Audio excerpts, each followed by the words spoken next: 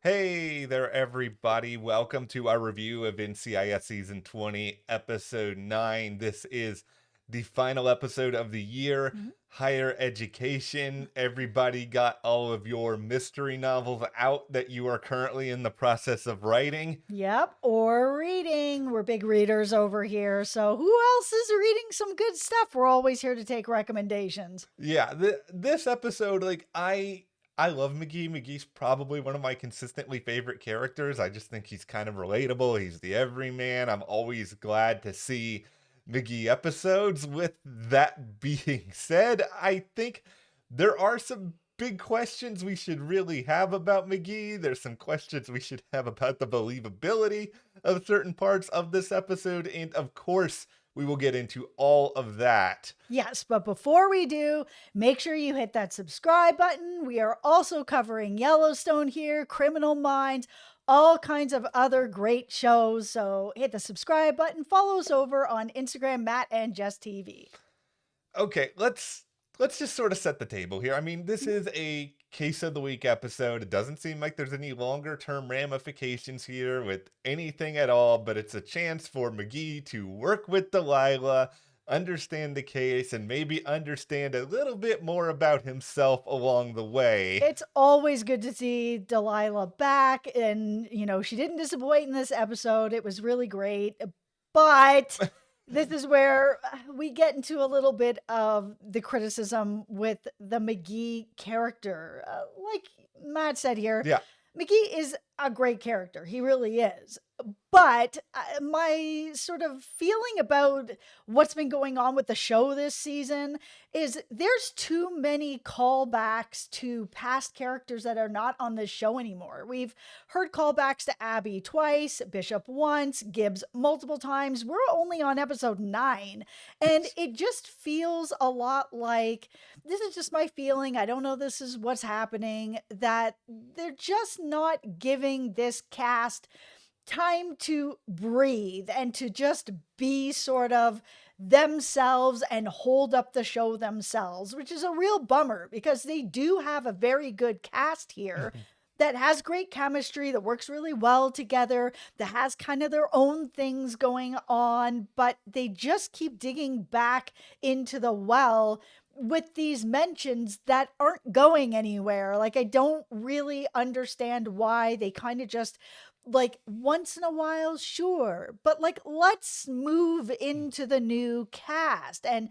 give them more of a chance. This episode, we had McGee is still holding on to Gibbs in a way that's like stopping him from moving forward with his book. Like, Gibbs is not dead, Gibbs is retired.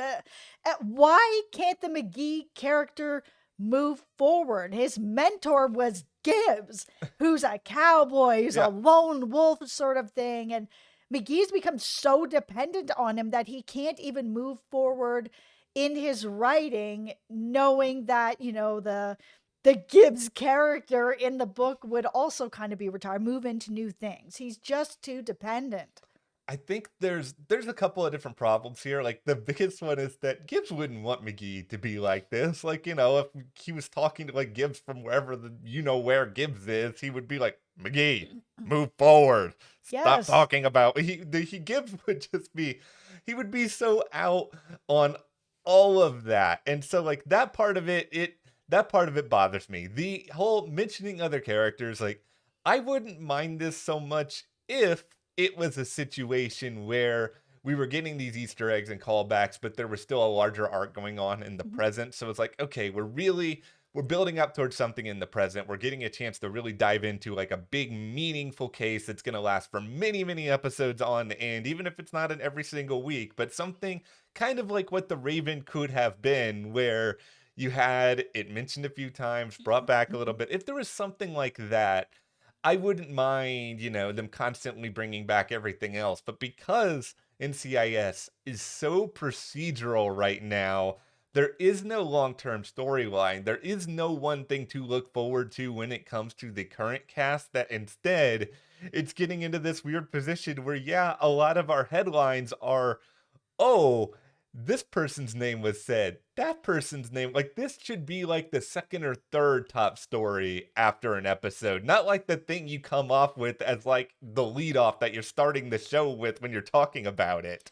And the thing about the McGee characters, it feels like since Gibbs left, he's become more and more dependent on him. Like he just isn't moving forward. And even at the end of this episode, where, he was like, oh, Gibbs was my muse. So now I can't write anything. I'm just lost without him. And by the time he gets to the end of the episode, and he's kind of like, oh, I've been able to start writing again. I've moved on. I've got a new muse. I was waiting and hoping for him to say, and it's myself. Like I am my own muse. I am able to sort of move on and be dependent on myself. And he didn't do that. Instead, he was like, now it's you, Delilah. Now I'm putting it all on you. I don't have Gibbs to be dependent on. Now I'm just going to be dependent on you. And it can, of course, come across as romantic or a very sweet Yeah. gesture to be like, oh, you're my muse.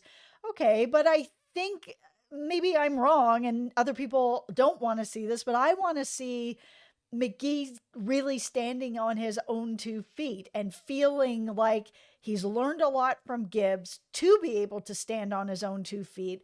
And that while he misses him as sort of a father figure or a muse, his life isn't just like kind of stopped because and can't move forward with his writing or whatever else because Gibbs ain't on the show anymore. I'm just gonna call that out. He ain't on the show anymore. First of all, I don't want to be somebody's muse, and I don't mean that in like a me. This feels like that's a lot of pressure to put on somebody to be like, oh, you're the inspiration for which everything I do creatively is based. Like that's a lot. Except for Nick. He clearly wants to be Rick Soares. That was legitimately really funny. That was one of the better moments of this episode. No, that part of it is troublesome. Also, I published the book of poetry like 10 plus years ago. I don't think we've talked about it on the channel, but I'm working on another book right now, and it's just like in the process of doing all that. Not once have I ever been like, you know what? I need to have a muse. I need to have somebody who is like the basis of my writing. And I went to school for English with the creative writing specialization. Like I was in these workshop classes for years upon years. I did not run into a single person who was like, without this one person, I am nothing. And they did this on like Castle too, where it was like Rick was constantly like, Beckett is my muse. I have to have her. And it's like, do you? Do you? Don't get me wrong. I understand the romantic persuasion. You mentioned all that. It's a nice thought, but it's just sort of like, at the end of the day, you got to be your own best friend, McGee. You got to be able to think inside yourself. And I feel like these other people, these muses, will be even prouder of you after the fact. Yeah, it just feels like, McGee has grown so much as an agent from when we first met him and to where he is now, to sort of have this feeling that he's just not as an independent thinker as he should be being an agent. Like, yes, you need to be a team player. Of course, you need to be able to rely on other people. Absolutely. But getting into this sort of spot where it's like, without this, I can't do this. Like, he really should be a little bit more, not a cowboy like Gibbs. Yeah. But if that's your mentor, how did you end up here? Like, it feels like you kind of ended up on the complete opposite road of where your mentor would have been taking you. What I am hoping comes out of this episode, and this is a big if because there's no guarantee of anything here, but I hope that going through all this will at least allow him to sort of open his eyes a little bit more and realize holding on to Gibbs in the way that he has not been a good move. He's more than capable of being a good agent. He's more than capable of being a good writer. Like he's excellent at a lot of these sort of things. So I think he just needs to sort of center himself, be proud of who he is, and celebrate that just like a little bit more. And McGee needs some wins. Go back to the confident McGee, who, by the way, was almost going to be taking over Vance's job a few episodes ago. Yeah, this character in particular needs a little bit of growth, so that he is kind of moving into a different headspace where we could end up in that spot where he takes over Vance's job down the road, if if the show ends or when the show ends and all that sort of thing, that there can just be something different. Okay, let's Yeah. also talk about Knight in Shining Palmer, which is your ship name for these two, Jimmy and Jessica. I think, let's put Yeah. on our All tinfoil right. All right. hats All right. All here, right. that they are circling around these two characters saying, I love you. And it might be a little bit early. It kind of is a little bit early. Mhm. They have been together a little while now. But we had this whole scene with them where they were like talking about their coffee, where he was like, I love that you know what my coffee order is. Yeah. And she's like, I love that you like a vanilla Yeah. latte. I'm just like, okay, guys, you clearly are both testing the waters a little bit Yeah. with the word love and the things that you love about each other. So are we going to see these two say, I love you before the end of the season? I think yes. First of all, vanilla lattes are delicious. Jimmy Palmer, I feel you. I feel seen on this show in a way that I haven't been in a good while. They are. This is why Jimmy's my favorite. Yeah, it's just like I really liked this scene in a lot of different ways. Like, yeah, it's nice to just them subtly remind us in some way that Knight and Shining Palmer is there. They don't bring it up every week, but No, which is also great. they didn't go too over the top with this either. Like, I'm glad you don't have them like kissing in the morgue or anything like that. That would just make me be like, okay, guys. No, I'm glad that they are keeping things pretty separate. It's good to see that. I was kind of worried for a second there when Jess walked up behind him that they were going to turn and give each other a kiss. And I'm Yeah. glad that they didn't do that. No, I Not think that we haven't seen them kiss at work and destroy the tomato plant, but it doesn't need to be no. continuous. I think they're doing a really good job with this relationship. I think they have paced that very, very well. And it makes it too that whenever we do get another spotlight on them, like a big meaty one that maybe shows a little bit of their life outside of work, it's going to be even more anticipated because they have like really made us wait for it. And Absolutely. there's something very good that can come from that. But I think this episode, despite some obvious issues with the McGee character, it's pleasant enough. It's definitely not my least favorite of the season. We've already gone through that not that long ago. No, but it also, like, I know we just had a holiday episode 2 weeks ago with the Thanksgiving Yeah. episode, but just the same, I really like this show when they do Christmas episodes, and it's been a little while, Yeah. since we've had that, and I just, it was a good, fine episode, but for it being right before Yeah. Christmas, we're not getting any new episodes till New Year, Yeah. and then we're getting the big crossover. I don't know. I think maybe my expectations were a little bit high for it, that I was expecting a bit more. We hadn't seen Delilah in a really long time. I mean, all her stuff was like 10 out of 10. It was so well done, how the mystery was all Yeah. kind of tied into something that she had done a long time ago and all that sort of thing. And yeah, and then the rest of it, I was like, oh, okay. Why can't we have Gary Cole dressed as Santa? Like, he's already got like the beginnings of a Santa beard. We haven't had a Christmas episode, like you said, in a while. We haven't had one with Parker at all. Like, there's untapped potential there. Also, we're 14 minutes in, so I'm just going to put this out as a pet peeve that I have about this show. They do this almost every Okay, single all right. episode. Okay, so we had at the end of the episode where Jess was able to knock out that guy with a frisbee.